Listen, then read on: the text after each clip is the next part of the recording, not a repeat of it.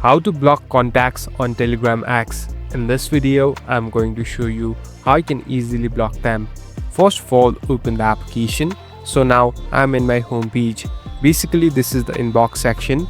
Here, you'll be able to find different people that you have added or the one that are in your contacts. Now, simply tap and hold on to the person that you want to block. So here I'm tapping on one. Now, without leaving the touch, simply drag it to the bottom at this three dot icon.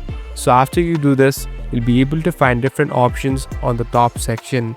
Here on the right top, tap on this three dot icon, and here you can see this block icon. Simply tap on block, and at last hit on this block button, and it's done. So the user has been blocked. Thank you for watching this video. I hope this video will help you.